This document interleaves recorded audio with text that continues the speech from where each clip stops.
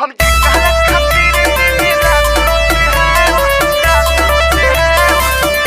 Music by Rakesh Mithun Brother. Presented by Anshu Bala Music.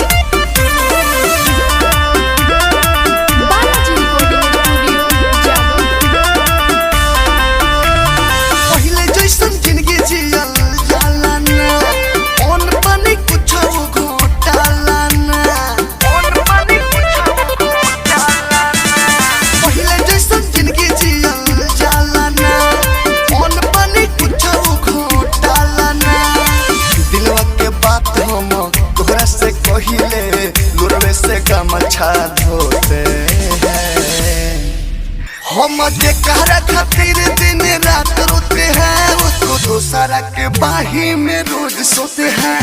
हम जेकरा खातिर दिन रात रोते हैं उसको दूसरा के बाही में रोज सोते हैं।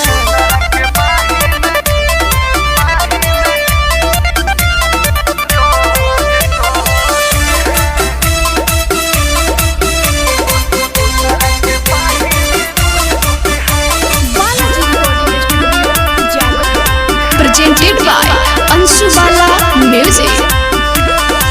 हर समय याद आती है वो दिल में दर्दिया जगाती है वो लैला मजनू के जैसन है हाल मेरा पल पल मुझको डुलाती है वो। हर समय याद आती है वो दिल में दर्दिया जगाती है वो लैला मजनू के जैसन है हाल मेरा पल पल मुझको डुलाती है वो।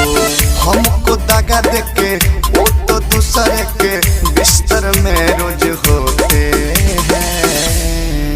हम जेकरा खातिर दिन रात रोते हैं उसको दूसरा के बाही में रोज सोते हैं। हम जेकरा खातिर दिन रात रोते हैं उसको दूसरा के बाही में रोज सोते हैं।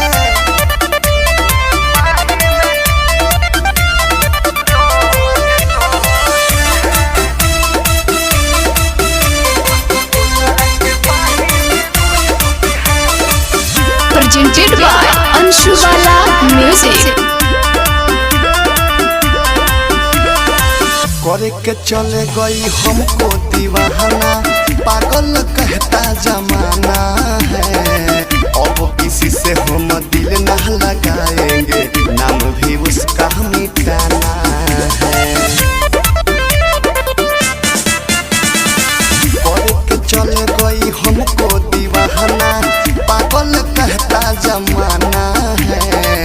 अब किसी से हम दिल ना लगाएंगे नाम भी उसका मिटाना है। दुर्गेश बेदौरा दीदी देसी लाल यादव के छाती पको दो बोते हैं।